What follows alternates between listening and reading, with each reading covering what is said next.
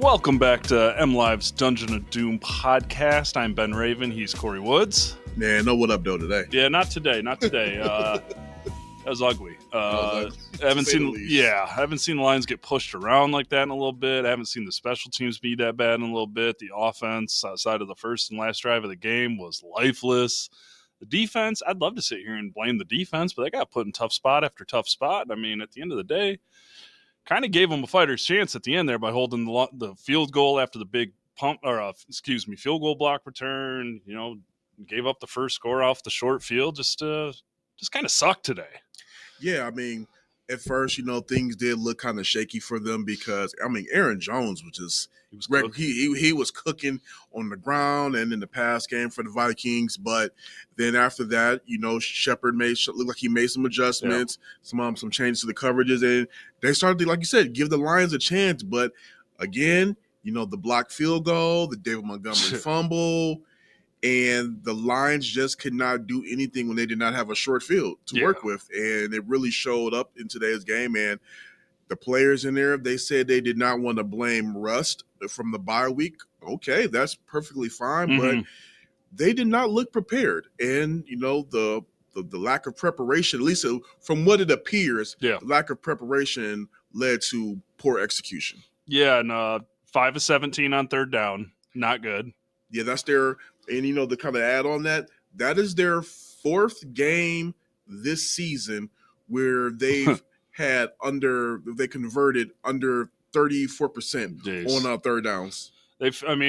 And what Campbell's saying after games is not wrong either. It's like, yeah, we're bad on third down right now, but first and second down aren't helping either because today, 17 third down plays. That's a lot of third down plays. Average down and distance for the Lions on third down today, 7.5 yards. That's tough. You throw that in there. Goff got sacked 5 times. PFF had the Vikings with 23 pressures. Goff got hit 10 times. Colton Pouncey helped out with the true media stats. It was the 6th highest pressure rate in the Campbell era. And it wasn't just the offensive line. It was the offensive line, but it wasn't just the offensive line because the protection from the running backs and out of the backfield from whoever was back there was bad.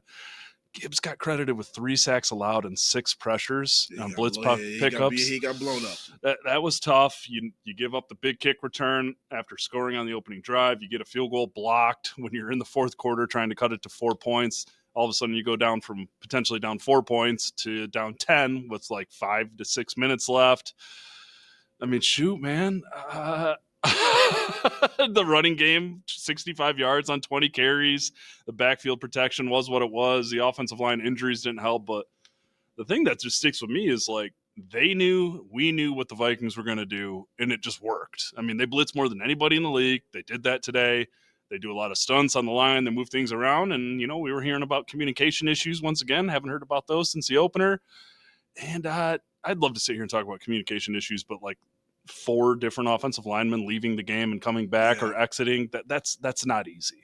Absolutely not. Decker, he went down, looked like he got rolled up. You said earlier he got rolled up. Panay, he took a hit.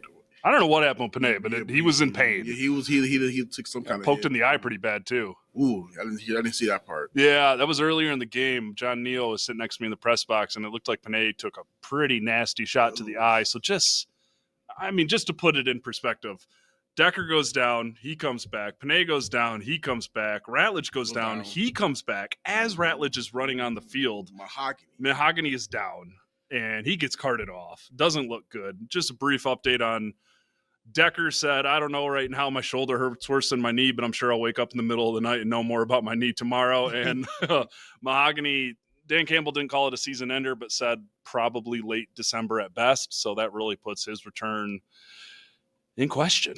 Yeah, I was in there when Mahogany was in the locker room. Yeah. He was on crutches, obviously not putting any type of weight on his foot, but he was getting help moving around and getting dressed. And that was an interesting sight to see. I mean, obviously, how guys look in crutches, but it just really looked like Mahogany was in some pain, and he wasn't like wincing or anything like that, but you can tell that it was hurting him. Yeah, the replay didn't look good. Leg whip off of a Vikings defender's upper shin, knee area, not what you want to see.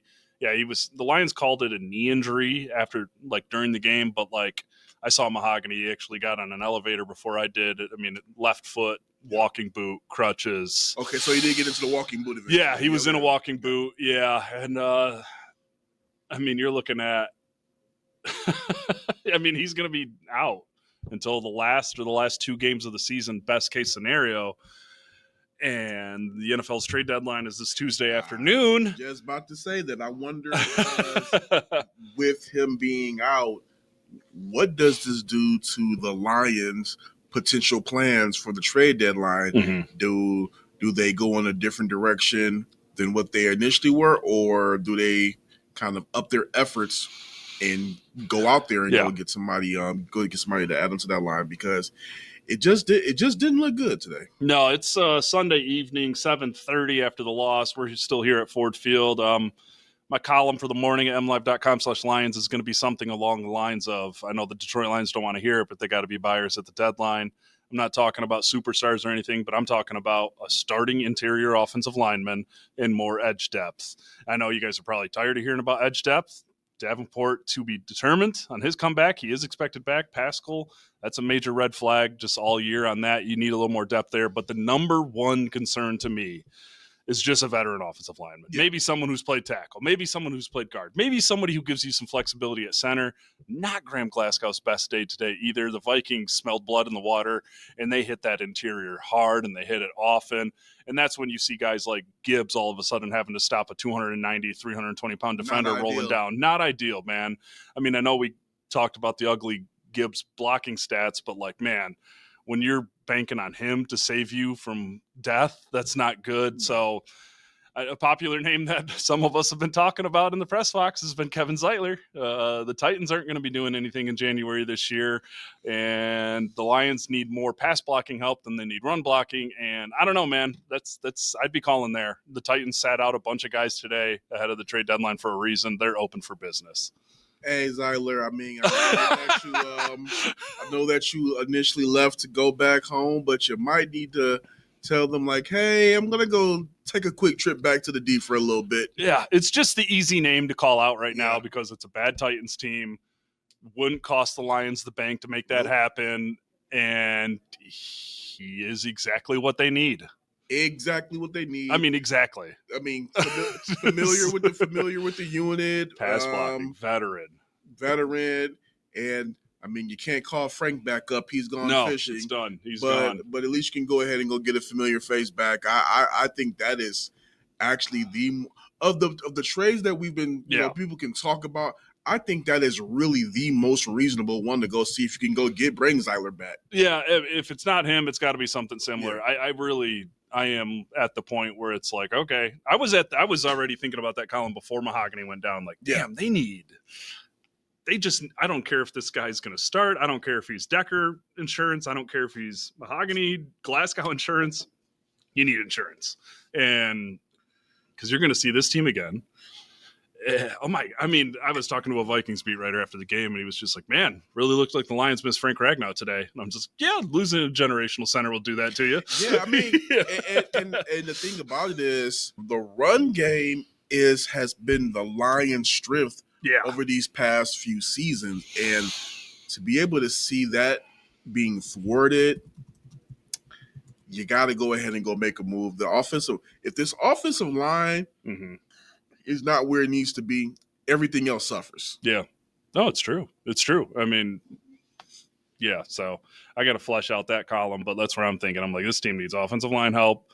You can't just sit back and hope. I mean, Dan Campbell listed all the guys they got on the bench and on the practice squad. You can't do that. Not like you're talking about doing something serious. No, and that's what I'm saying. I'm like, I know Cologne's great. I know Awashika. He played both sides of the line today, but you just got to raise that bar. What you just said about the running game, that running game had no chances today.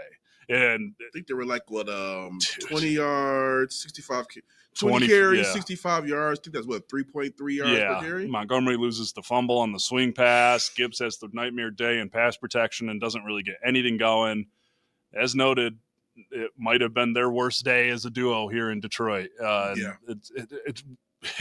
They got to figure out ways. And the third down stuff is tough too, because they are now 1 of 23 on anything 3rd and 10 or longer. And when you have 17 third down plays and the average down and distance on third down is 7.5 yards, the Vikings literally put them where they needed to put them every single freaking time today, man.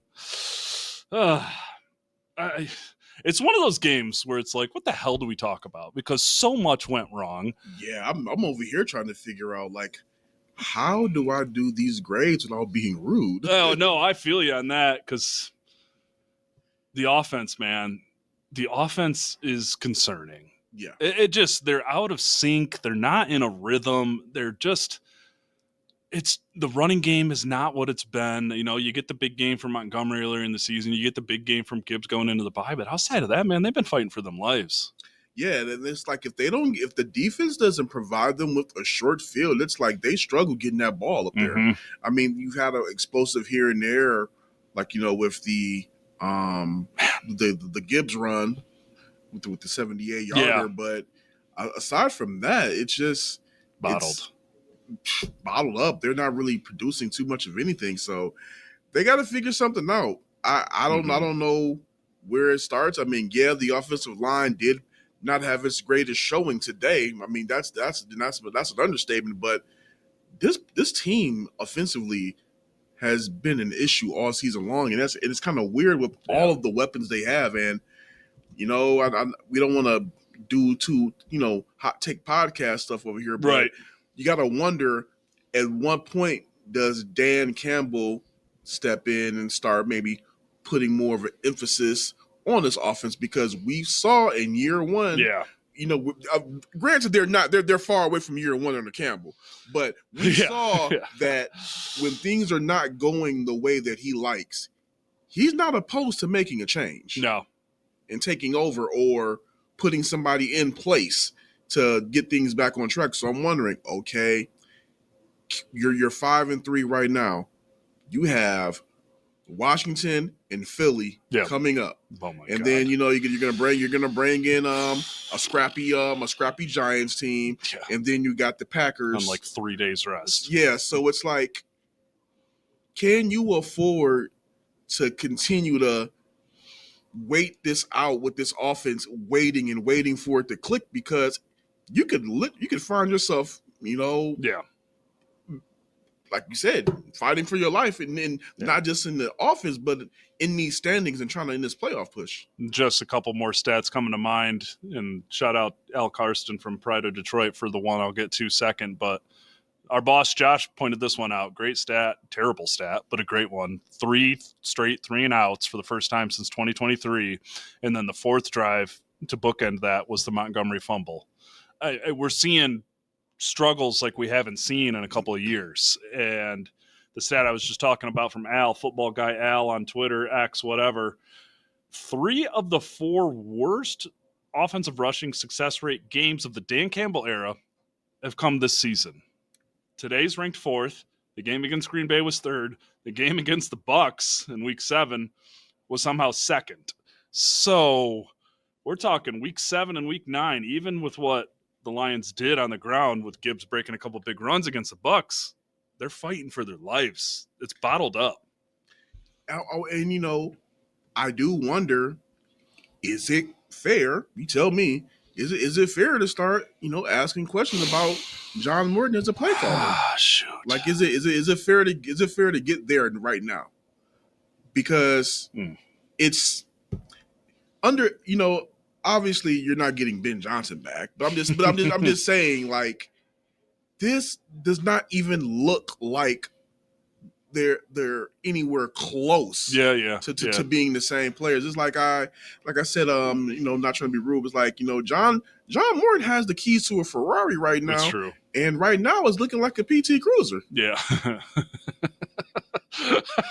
I'm having a hard time deciding where I stand on that line, because it's not, was when Anthony Lynn got relieved of his duties in the middle of that first season, you could just tell that, like, that offense did not represent what Dan Campbell wanted to be about. It wasn't, this is not my offense. Yeah. I still think he sees this as his offense here. And I think there will be a little more patience with Morton to figure these things out. And I don't know why, but I just do feel that way. But it's out of sync. It's out of rhythm. There really does feel like to be a lack of sequential play calling that we saw under Johnson, stuff to set up. Because today, man, did it not just feel like whenever they got in trouble, they just try to swing pass or a screen? And that's that it was just so predictable. Like, this is Lloyd Carr 2002. I'm like, why are they doing so many swing passes? Man. It's like it's not working. I mean, even on some of the third down calls, that one pass that was like way like I think a couple yards behind the line of Jamison Williams, didn't understand that one was laughably bad. Yeah, I'm like, what are you doing? You're on third and long. I don't understand the play calling on the third and longs, and then and then I don't know if this is Campbell or whether this is on Campbell or Morton, but going into that right before the two minute warning to end the game, the clock management with that, like, how do you not get another playoff? Yeah, all right. Let's talk about the final 2.5 minutes, because I was like, the crowd booed the crap out of the Lions not rushing to the line and getting a play before the 2-minute warning. Why were they even running? It was very strange. It seemed like they were getting a plan from the sideline, and then they all kind of paused, and then they went back to getting a plan to the sideline. And I'm just like, you are down 10 points. You have 3 timeouts. You have the 2-minute warning. I don't care how thin the margin of error or the path is. You got to go. You got to go. And then they score. They get the JMO score. Great catch. Great extension. And then they decide not to kick the onside kick. And I understand kicking onside kicks is like finding a needle in a haystack. But I would rather have 2 chances than 1 chance. Yeah. I get kicking it deep, banking on your defense to get a stop. But honestly, the way this game was going, kick the onside. They don't get it, then try and get your stop. Force them into a punt, take the bad field position, or force them into a long field goal attempt or anything. I don't know. And Campbell said he thought about it, but he just felt good on his defense. And I just think you get that playoff before the 2-minute warning, you kick the onside kick, you just give yourself a couple extra chances. Yeah. The defense played okay today. Like, I'm not going to sit here and blame the defense today. Like you said, I think Shepard responded well. The defense handled the short field well, held them to the field goal after the big block return. The play before the 2-minute warning, I know this is like a weird thing to nitpick, but it is one of those things where you're like, get up to the line and snap the ball. Give yourself a chance. I mean, the clock is ticking. I mean, as bad as things went today, they had a puncher's chance in the final 4 minutes. That's the whole point. A puncher's chance. Give yourself a shot. They had no business having a puncher's chance the way this game went, on offense, on defense for a couple of the drives, on special teams, because the special teams, man. That was one of their worst showings. Because even the Miles Price opens the game with like a 61-yard kick return after the Lions score. Vikings tie it up like 4 or 5 plays later with Jefferson's one-handed catch on a Meek in the end zone. Then Price, 99 yards to the house on a touchdown, gets called back somehow due to a late holding call. But then it's 24-17 in the fourth quarter, I believe. Let me just double check that. Yeah, it was 24-17. The Lions have a chance to cut it to 4 points. Kick gets blocked. Hogan Hatton gets pushed back. Jake Bates kicks it low. Vikings block it. Return it all the way down to Detroit's 26-yard line. Kill some clock. Kick a field goal. Go up 10 points. And just like that. I mean, the kickoff coverage was terrible. I think Rodgers had 140 yards on 5 kickoff returns. Let me check that. 164 yards on 5 kickoff returns, with the longest 61, obviously. 99-yarder called back. We saw Jack Fox punt 5 times today. I was like, how many times? That's unbelievable. Yeah, that felt like the most we had seen Fox all year. It actually ties the season high, but it's just the special teams were bad. Even Fox had a punt, took an inopportune bounce from like the 30 back to the 40 or something like that. And it's just like, man, nothing is going right today. I don't know, man. Where are you at on the Morton stuff? Because I don't know. I say, let's see. I know we've seen a lot. I don't. So when things were going, I had a thought throughout the whole, start of the season. I'm saying, give it 5 to 7 games and then judge. Yeah. Right now we're at game 8 and it just does not look good. It doesn't. It will say this. They've done some stuff that does look good, but outside of that first drive, it just looks lost. Yeah.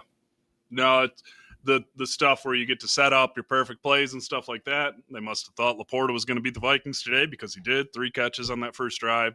hell of a touchdown that I'd like to talk about more, but who cares? Yeah. Gets hit at the 10-yard line and just keeps going. But you're right, after that first drive, 3 plays, -2 yards, 6 plays, 14 yards, punt, score a touchdown, 3 and out, 3 and out, 3 and out, fumble on the third play, 11 plays just to get a field goal, 12 plays to block the field goal, and then they get the touchdown and never get the ball back late in the fourth. Now, on that drive where, you went ahead and got the long shot to J-Mo, it felt like that was the most free I saw them play all game. Because they were fast to the line, they were going, they were getting their call in, they were figuring out, and they were going.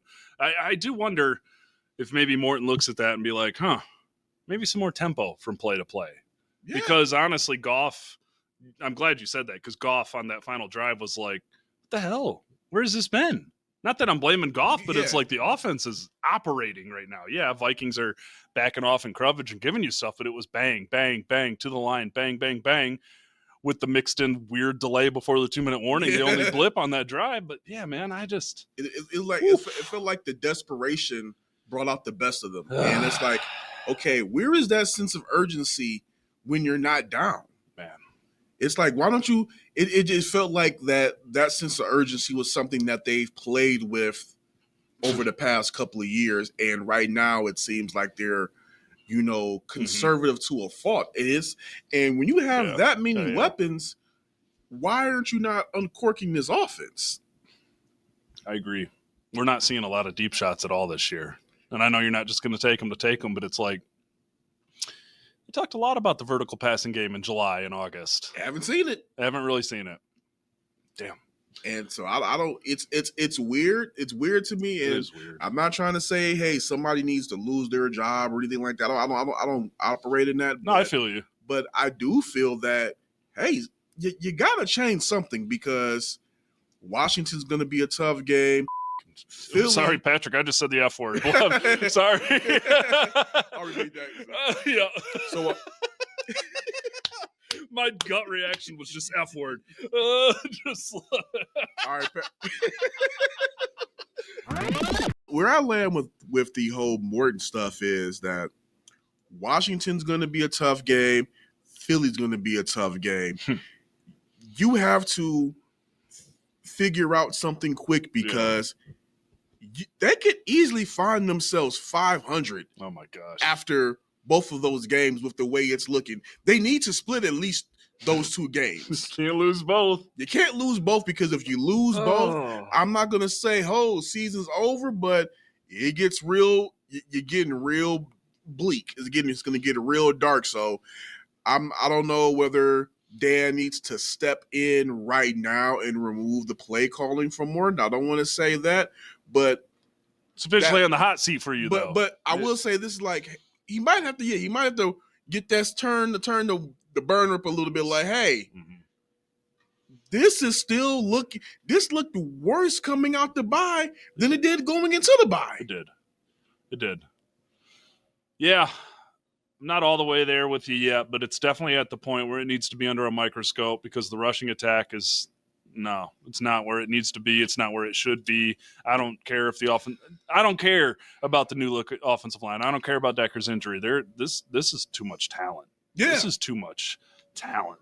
There's enough talent on that offensive line to make plays. Like, you got pick freaking Penei Sewell on one side. Tate Ratledge is looking like a stud. Mahogany, that's a tough blow. Decker banged up again. That's going to be tough. Glasgow's really got to right that ship too. But man, you talk about the NFC North. You talk about those next 2 games in the NFC. The NFC North got wild today. Yeah. Packers lost to the Panthers. They're 5-2-1. Lions don't take advantage of that. They're 5-3. Ben Johnson and the Bears, hello.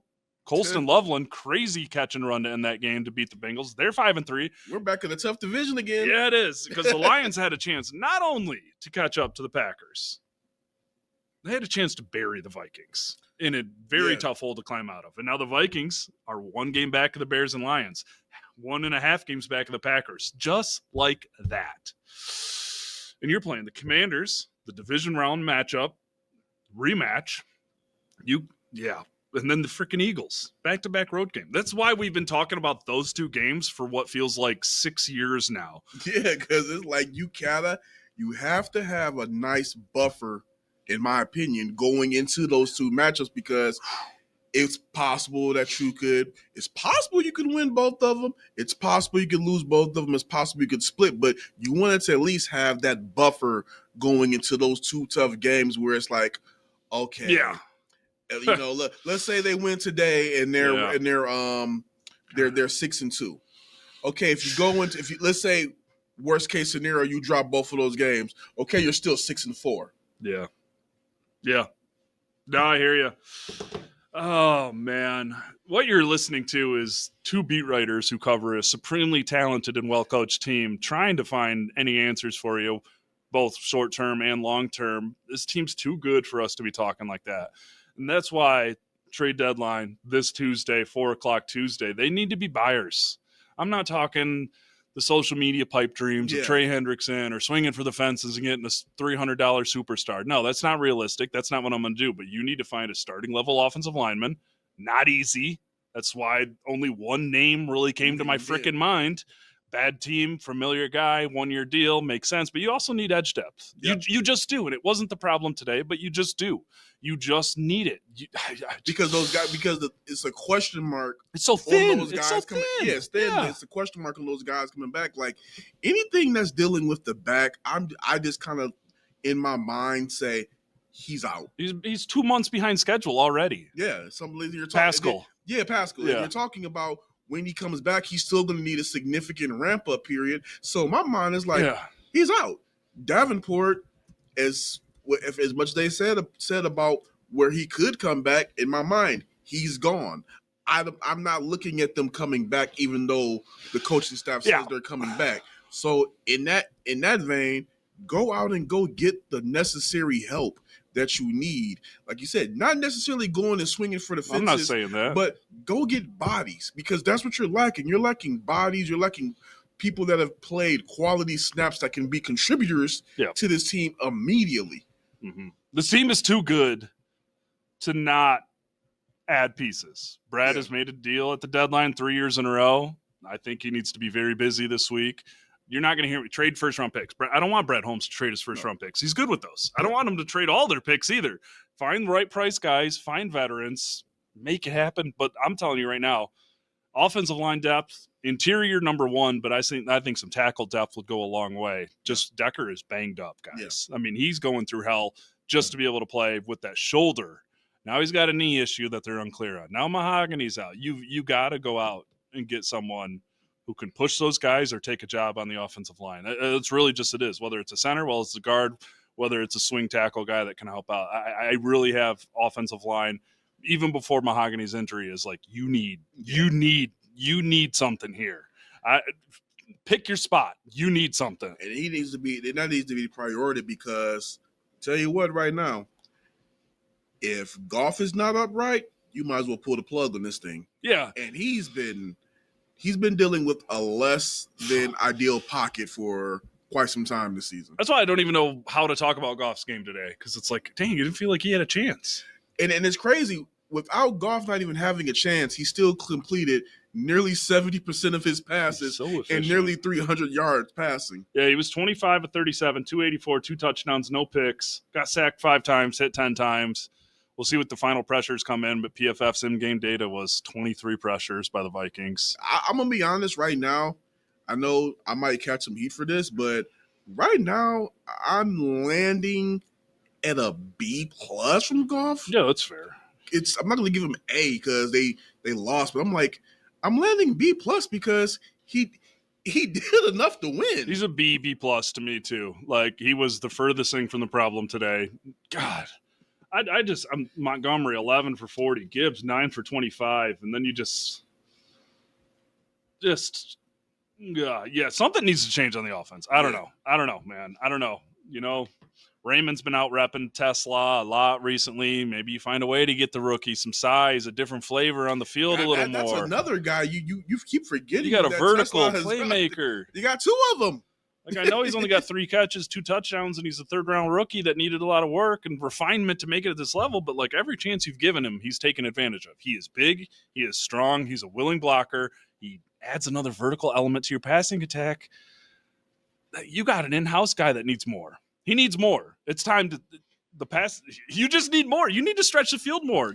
JMO is not enough of a decoy to open it up. And this is where, again, I land Clearly. with Morton is like, there are too many pieces on this offense where I'm not even saying they blow teams out. Yeah. I'm saying there are too many pieces on this offense where they should not look this inefficient. No. And that's why I'm just like trying to figure out any in-house things they could change. I'm just like, man, they're taking away the deep ball. They're taking away JMO. Teams are very good at doing that this year.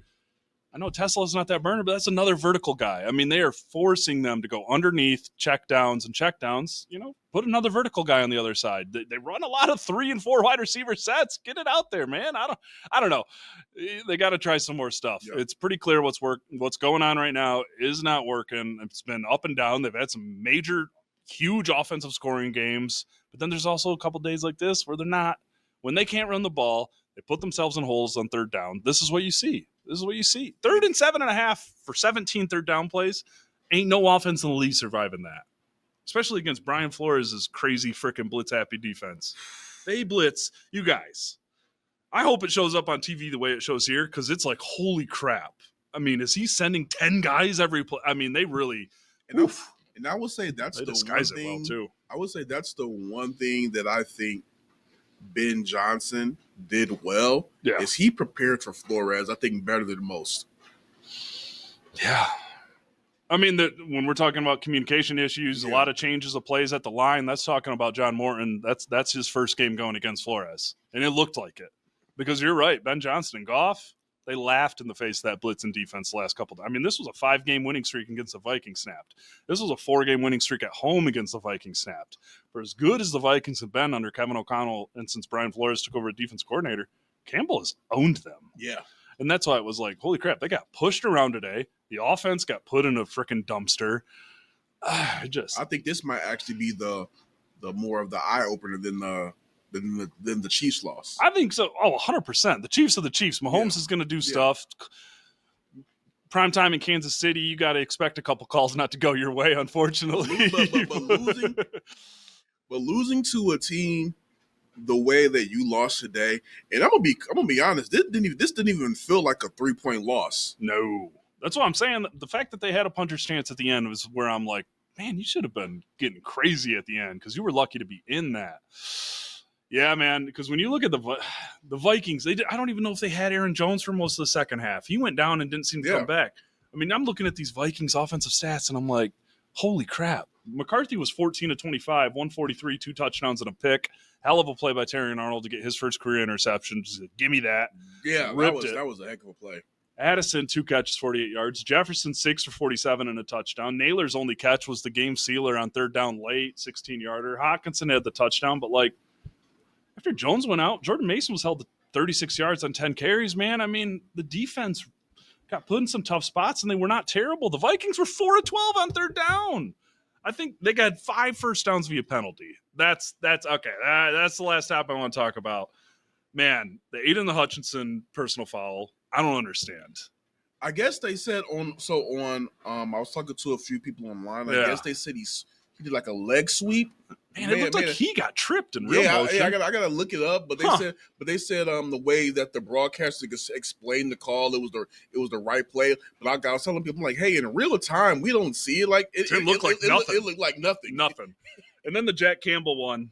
Listen, I know you can't put your full body weight on a quarterback when you're going to the ground. Jack Campbell executed that perfectly. He put his arm down to catch his weight from crushing McCarthy. He hit him the second the ball came out. Perfect form tackle, went to the ground, even tried to stick with the ridiculous rule book in those situations and catch his weight and still got called for the roughing the passer.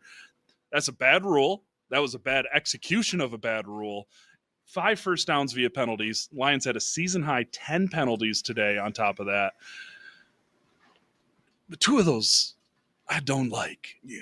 I did not like the Hutchinson call. I need to go back and look at that one. I gotta look at it too. It looked like in real time, Hutchinson got tripped. Yeah. Hutchinson thought he was getting a tripping call because he was pointing like, that's going this way. And then he's personal foul, and he loses his mind. And then the Jack Campbell one. I mean, he literally, go back and watch that play, guys. What he does is textbook. He extends his forearm risking his self to protect the opposing quarterback and still gets called for it.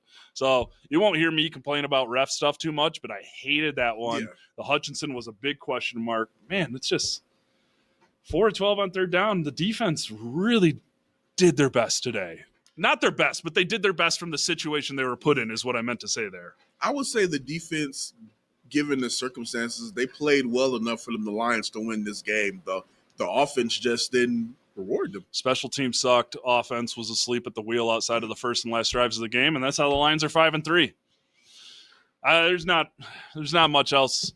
Shout out to the 12 people interested in listening to this one. This just feels like one of those games where like all your post-game stories and your podcasts are like just rage bait for people, and they're like, screw that, I watched it. Yeah, I mean, like even after the game, I mean, Golly. Jameson Williams, there's been so much talk about him getting involved in the offense. They asked him how did he feel about his performance today. He's basically like, I don't care, we lost. Same from TA. Same from TA. Yeah. He's like, yeah. Hey, he said, I don't care about that right now. We lost. Yeah.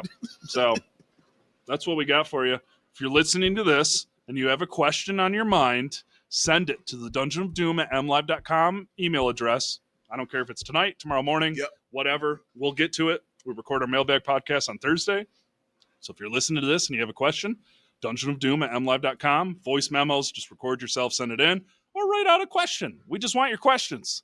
That's where we're going to end. This has been MLive's Dungeon of Doom podcast. Lions fall to 5-3 with a 27-24 loss to the Vikings, who crawl back to 500 inside of a very tight top to bottom NFC North picture. They still, the Lions gave them life. Yeah, they did. They really did. And golly. But yeah, that's it. I'm Ben Raven. He's Kory Woods. We are out of here. You got it in you, mlive.com/Lions. We're going to keep cranking it out. Yeah.